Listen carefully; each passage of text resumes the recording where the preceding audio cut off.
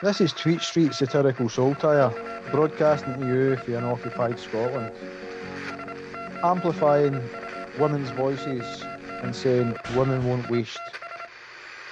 This is Tweet Street Satirical Saltire, broadcasting to you for unoccupied Scotland.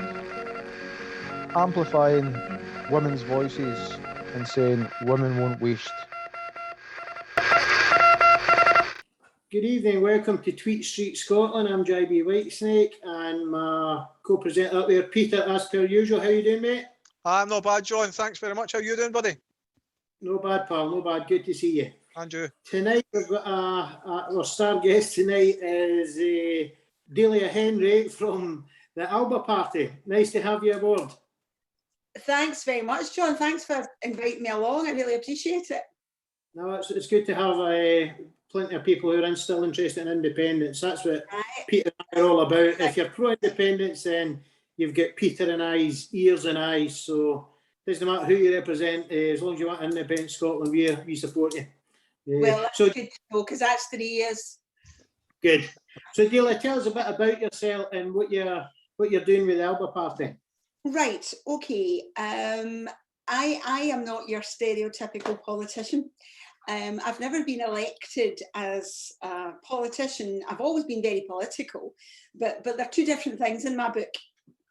My background is, for 30 years, is working in health and social care, as in health charities primarily, a bit in the NHS initially, and then health charities.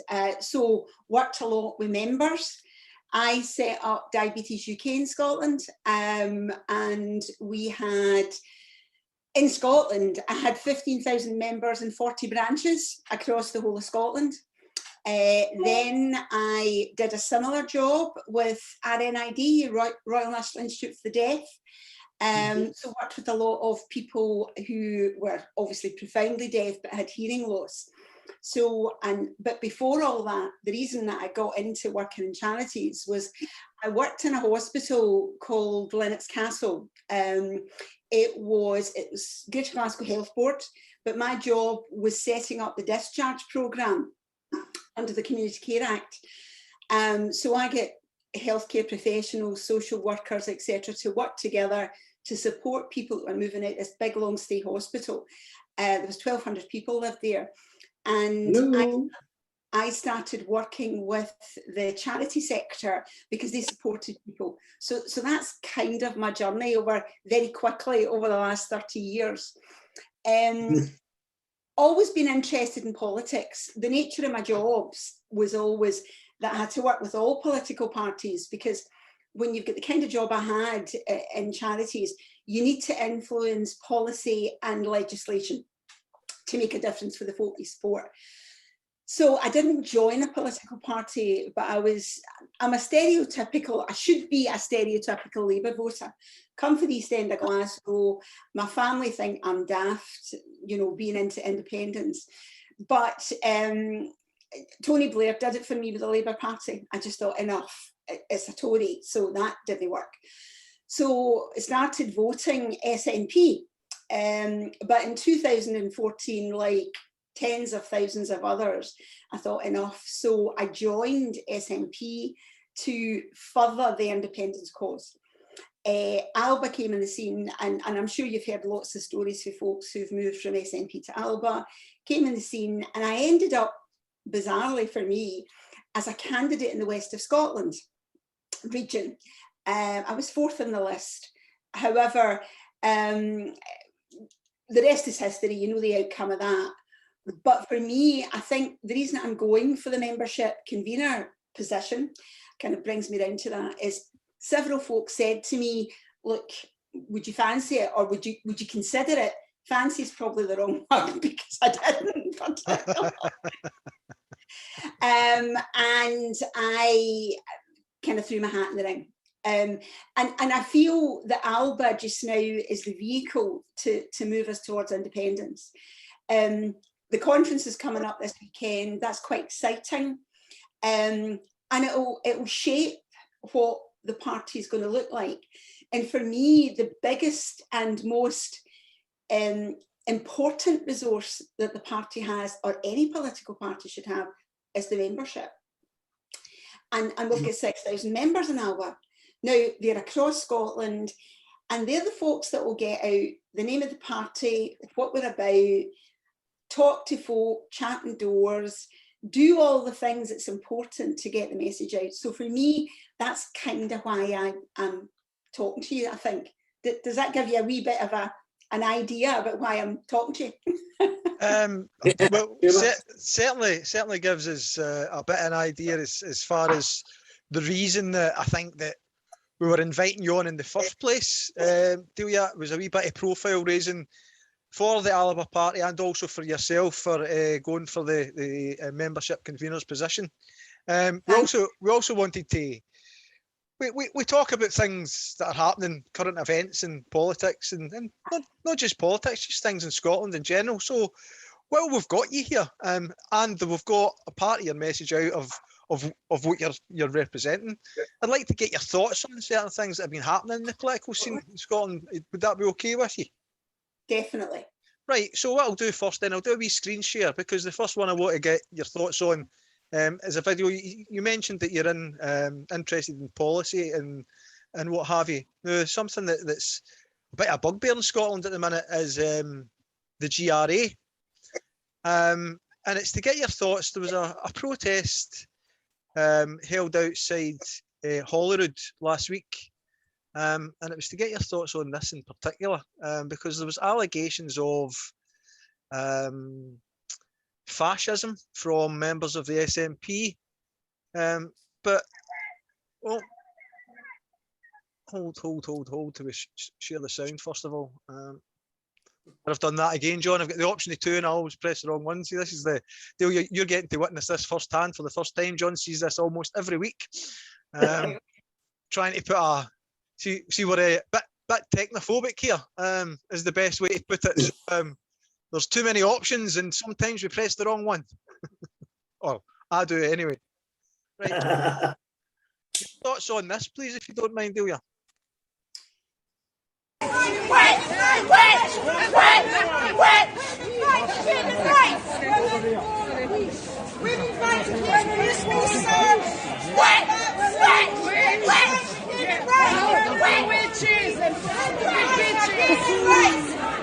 And you're not one of us.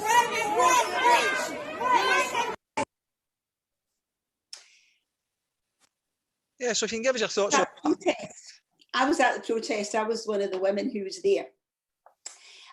Because I think it's really important that we get our voices heard. I can't believe women are still having to protest in 2021 to have women recognised. It just feels surreal to me, I've got to be honest. That particular clip, I didn't see that on the day. It was a big crowd. It was a big crowd. However, it's been shared in social media a lot.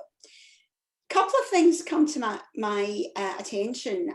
I think from that clip, it looks quite scary, certainly for the people who were there. I think it's quite interesting. The woman who was there didn't back off. She was fairly calm about it. Yep. However, I do think my first observation on that one was the person who was doing that is obviously very distressed. And I don't think that's helpful. For me, a lot of this around the GRA, the debate has become really toxic. And if someone has some issues, and I mean, I'm not a healthcare professional, but that person looked quite distressed. If you were in that situation and a toxic debate's there and that was a trigger for you, that's really bad. However, that scenario last week wasn't a vicious protest. The women were there. They were making their voices heard. They were singing, actually. But that particular clip probably illustrates for me the toxicity around all of this. It's a very, very difficult debate, the GRA, and I don't really understand. I give myself a wee bit of credit around politics that I can usually work out why a party takes a political decision on a policy. Might not agree with it. I can usually work it out. Can you work this one out? Got to be honest with you guys. Just can you work it out? But if you're going to do something like that that's controversial, you should have a measured debate. That's not what's happening. And women are being marginalised and demonised. You know, that clip was showing you that they were being demonised. And they're not. And I can honestly say, hand in my heart, I've worked my whole career working with people who are marginalised. And I don't necessarily have to agree with an issue, as I've said before, but I'll listen. I might take a position that I still don't agree, but I'm not going to fight with anybody. And I'm certainly not going to shout in the street at anybody or be vicious. And that's what this debate has brought people to. Well, and in my opinion, this has to stop. And I can't work out why SNP are going down this track, honestly. Well, see, this is the thing that I'm noticing, Delia, if I'm honest. I keep on hearing this, there's two sides. However, the women's voices are getting silenced. And if I go a wee bit further, I'm going to do another wee screen share here. There's been allegations that this person works for the SNP as at a degree. I don't know if they're just an activist, but there's been things shared on their social media, and this is a further one. This was before on the way to the event from the same person. So I'll just all this transphobia has to end because my goodness, from whatever I've witnessed in England was blatantly demonic. We had to put the TERFs in their place and stand up in solidarity. Those evil TERFs are going to know what's going to come to them. Are going to know what's coming to them because their hate doesn't belong in Scotland. We had to put these TERFs in their place. Just like the Ministry of Magic, and what wasn't that actually on talking on that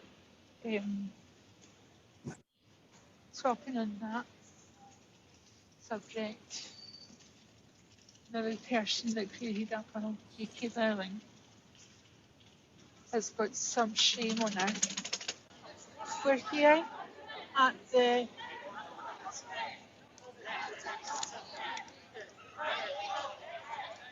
No more TERFs! No more TERFs!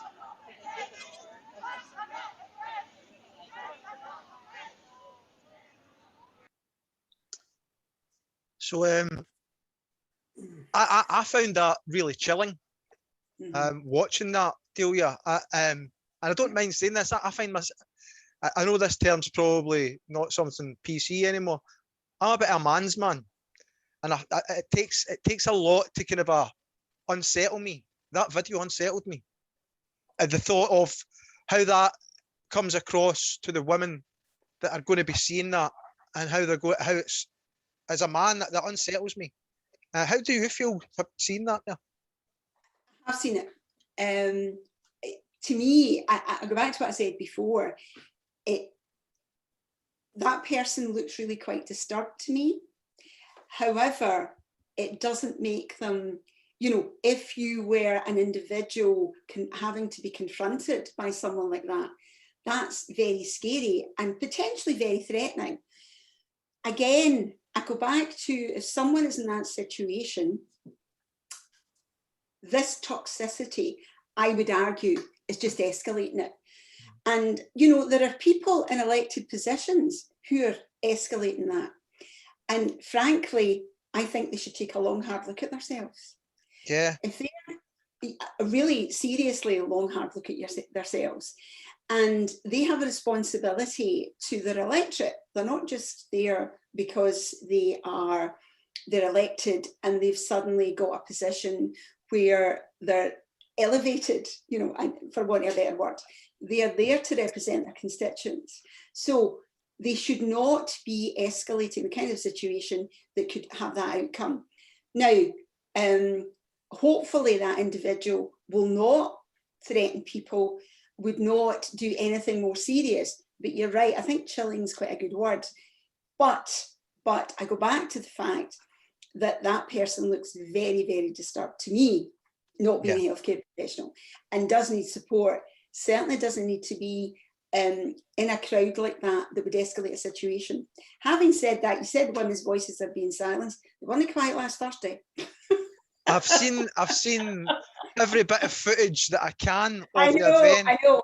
and It trust me when I say this, it made me, it kind of it steeled me a wee bit, because sometimes you can feel a wee bit down with certain things, and politically it's not really going well for Scotland. John and I are independent staffed. We really want independence yesterday, and we kind of see it happening. It's just the can's getting kicked down the road, kicked down the road, kicked down the road, and it's disappointing. So when there are things that are going against certain elements of what you stand for, it's good to see when they get a wee bit of support. So the fact that there was MPs, and I don't mind naming some of the SNP, the ones, Karen Adams and Mary Black and Fiona Robertson, I know she's NEC. These are ones that I had tried to have conversation with after this event on things that they said. And again, it's that, let's shut everybody down and block them on social media rather than trying to converse. It's not a good look when the electorate can't get to converse with the elected officials. Absolutely right, Peter. That's exactly my point. And Karen Adams would be one of these people that I would be, because she was on Twitter. She escalated this as well. She has to take a responsibility, as do the others. As do the others. So, and it's a job, frankly, you know, to engage. You know, there were some politicians come out, there was Tories come out, there was a Labour MSP come out, there was no Greens. There was no Greens. The Tories, my goodness. And there was no SNP politicians come out. So their job, in my opinion, would be to engage with people. Back to my point that I made earlier, we live in a democracy.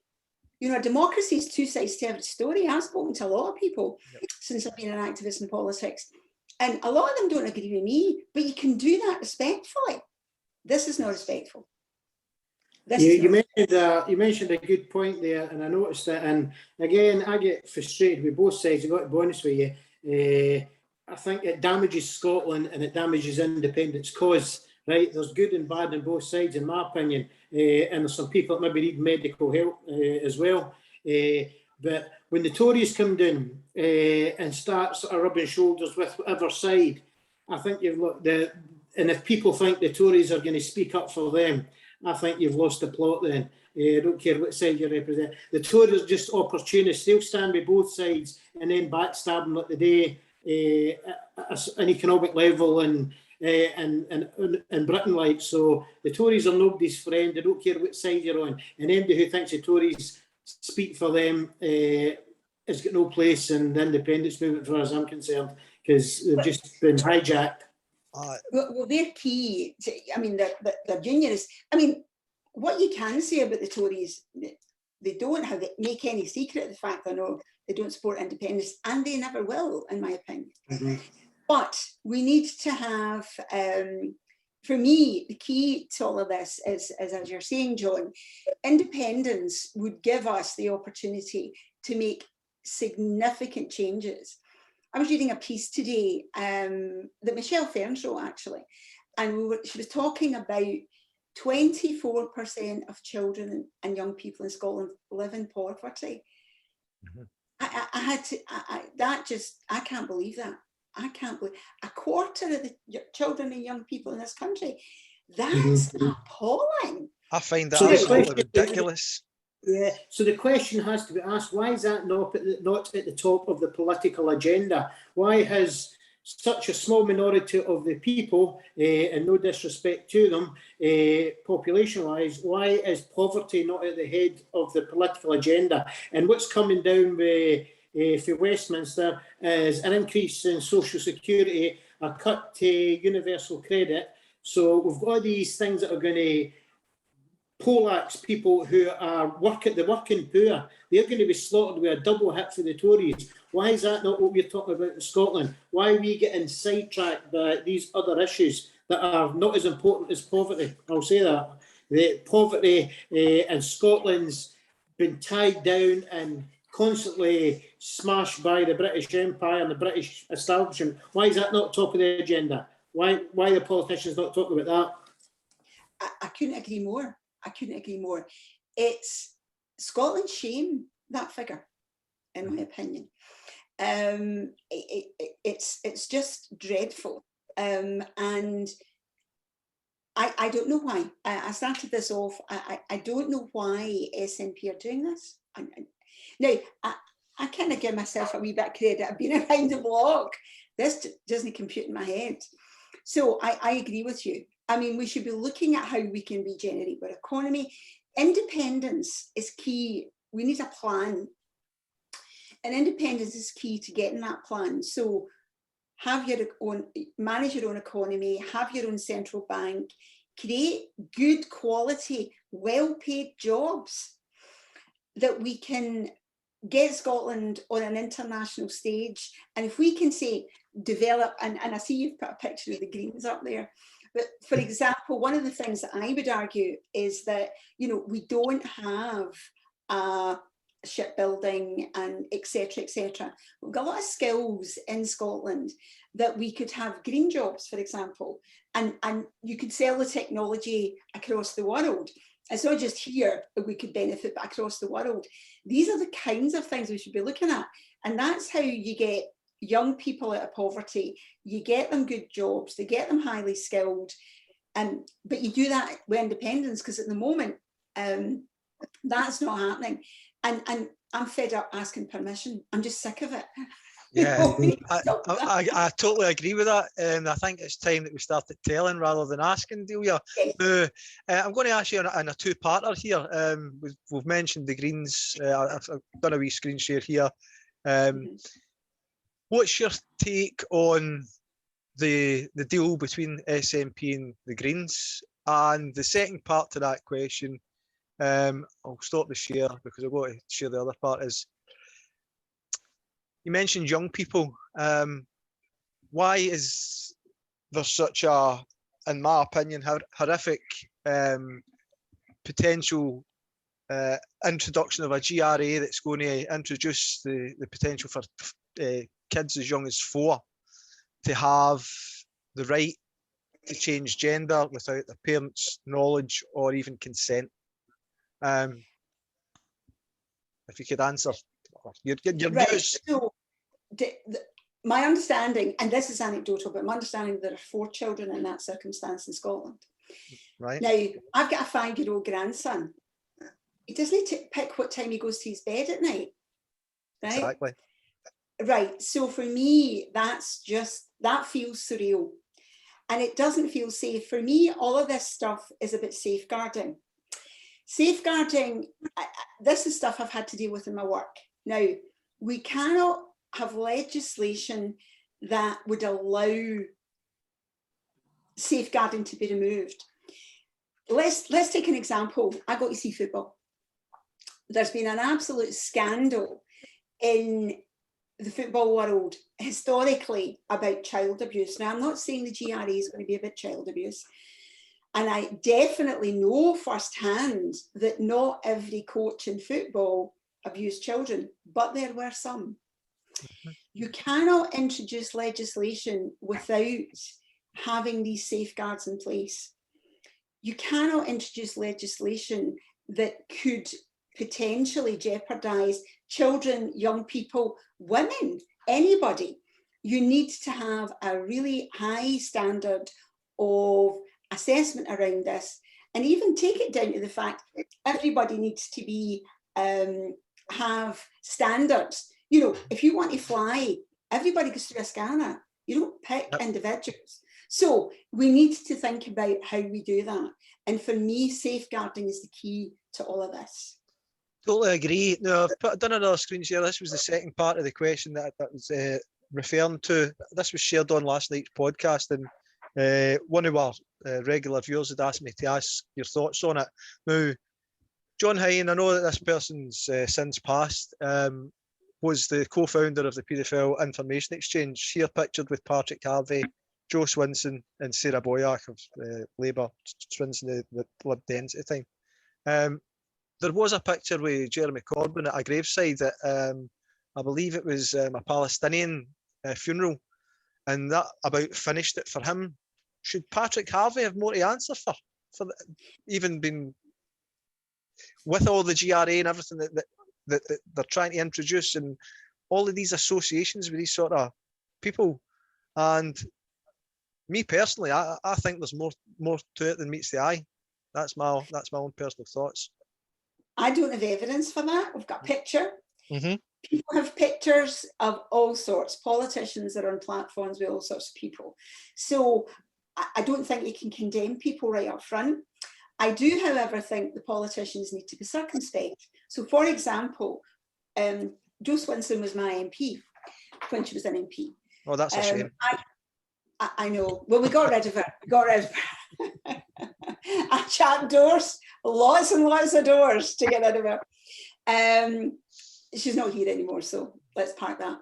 But for example, given she was in it, if she was still my MP, I would be asking her, why did she do that? What was the rationale? What did she know? I would suggest that constituents should do the same thing with Patrick Harvey. Maybe the media should ask him, I don't know, but I don't have evidence to say why he did it. And we all know that politicians end up with photo ops all the time. So I think there are questions to be asked. Am I going to condemn Patrick Harvey right now on that picture? No, but there would be questions that occur to me about it. See, that's the thing. If it was I guess if it was an SNP member, it would be all over the place. But again, that's just the. He's a minister now, so maybe it'll come back. I don't know. That's just the spinning that gets put onto politics. Right, so there's something else I wanted to ask you about, because there's something that are a couple of things that we've got a mutual interest in, as well as politics, obviously. Right, okay. I seen that you had a wee bee hotel. Tell me about your admiration or your hobby. Right. Okay. So I started beekeeping 6 years ago, and my grandchildren, I've always planted flowers with them when we're small for bugs and stuff. So we always did it. And one year, because been a campaigner, they bought me for my Christmas the World Wildlife Fund Bee Cause campaign pack, which was a packet of flowers and a campaign around Save the Bees. So that was fine.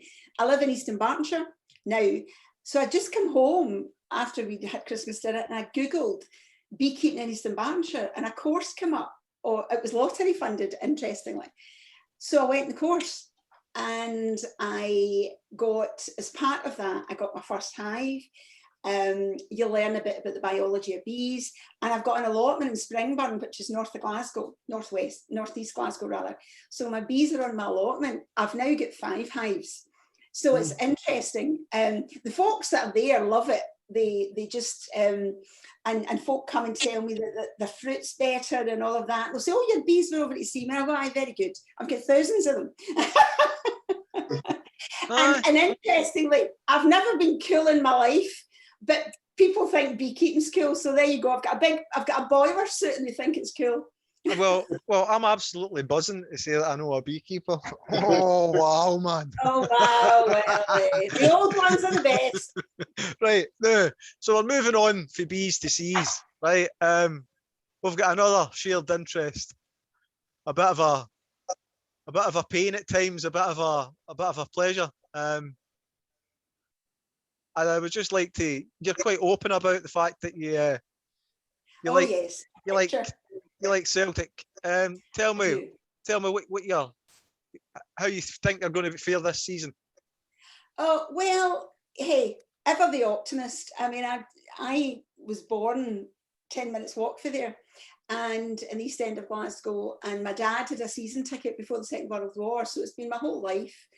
And and I married a guy that does season tickets, so there you go, no chance of anything else. So I think we'll do okay. I feel positive. I feel that it's something different. And I love the fact, I've been to Australia a couple of times, I've got family there, and I love their kind of bluntness. I think it sits well in Glasgow. That there's a lot of parallels, although, you know, Australians are much blunter than us, believe it or not. So I kind of like that, and I like the kind of difference. And I also like the fact that we're doing this differently, and we're not throwing mega money at it. So it's kind of like my work. I've had to think about how I do things differently and lateral thinking. And I work for a charity, so I can't throw money at stuff. So so positively. And actually going back was really quite, we went to a friendly, we don't often go to pre-season friendlies, and it was quite nice to be back because it was buoyant. And I feel like that about coming into the conference this weekend. After the protest at the Parliament last week, that lifted people. And I think the conference, people are looking forward to it. There's quite a lot of excitement. So let's hope that, because we've got hundreds of people going, so let's hope that that continues. I'm chairing a fringe, the Women's Forum Fringe, and that there's going to be, well, we've got 100 potential, and it's quite a big hall, this small hall, but it's up to 150, so we've got potentially 100 there, and I think we'll fill it. So I think there's real positivity around this. I think it's giving people hope, and that's what we need to do. We need to get back on track. We're debating independence. I saw something today, a friend of mine from SNP, her whole life has been in the SNP, she's in her 80s. And she's so disappointed. SNP are not debating independence for the 4th conference in a row. Mm-hmm. We are. And that's why I'm in this party. That's what this is about for me. We need to give people hope. And for me, we need to be independent. And I would have thought we would have had another pitch at it by now, but hey, as back to my point, I'm not very good at asking for stuff. I used to say to a lot of my team, right, let's do this, and I'll apologise later if it doesn't work. Well, 9 times out of 10 it did, and sometimes it didn't quite, but we were okay. I rarely had to apologise, because you've got to be positive and take things forward.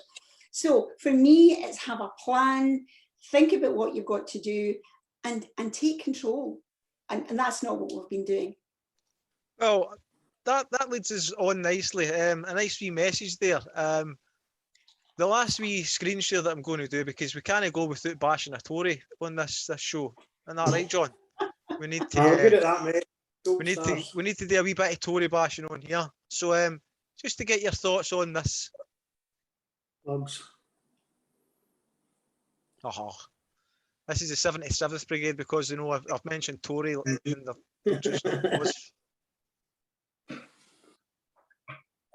Can I ask you, is there any media coverage of the conference this weekend? There will be press invited, yes. I mean, there's some sessions that the press are not there, typically of a conference, when it's business stuff and things. But the press are definitely there, definitely invited. We would hope to get coverage. I would, it's a first, it's in person. I would think that should attract some coverage. But they're definitely, and I'd be surprised if they didn't come, John. Good.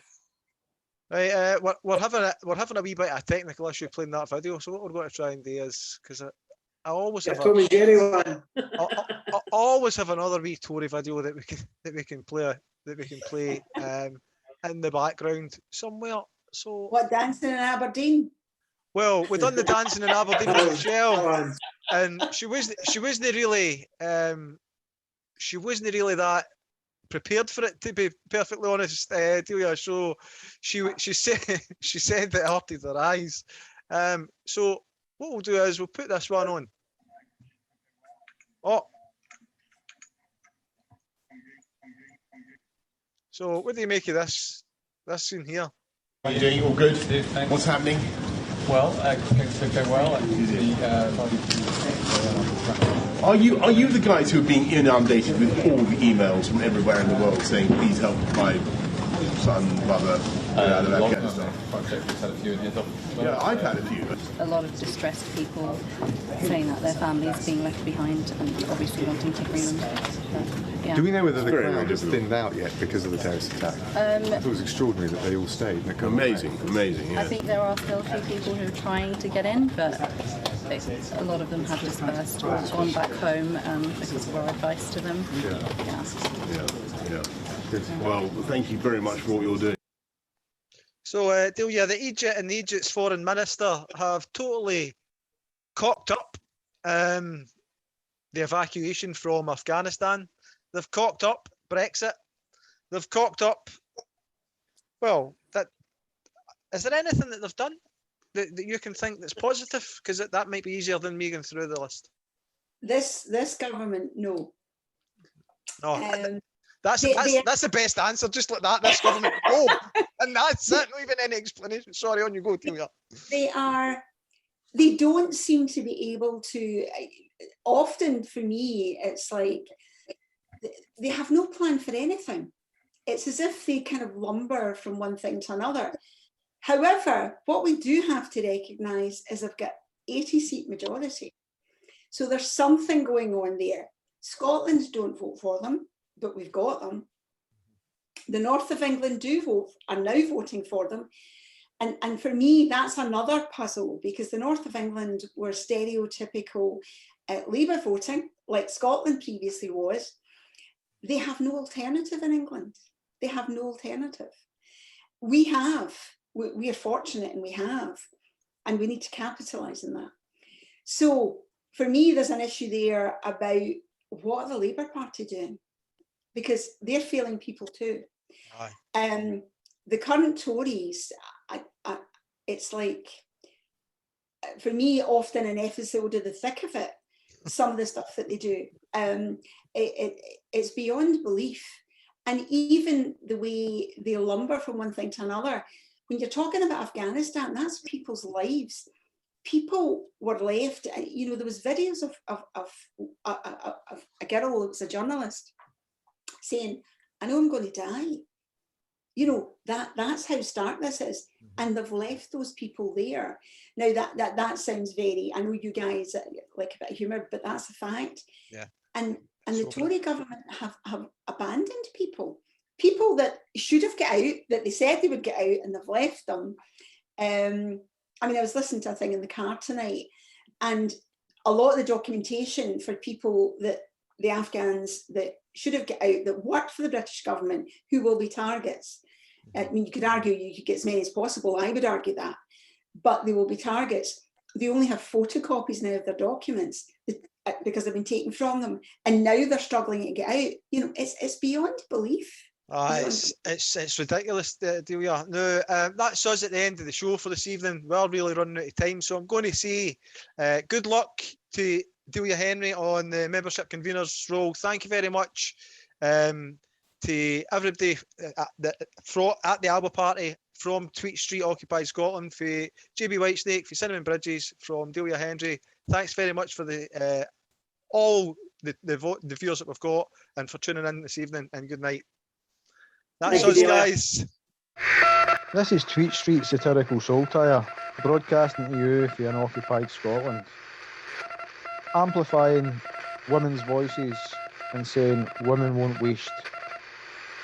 This is Tweet Street Satirical Saltire, broadcasting to you for Unoccupied Scotland. Amplifying women's voices and saying women won't waste.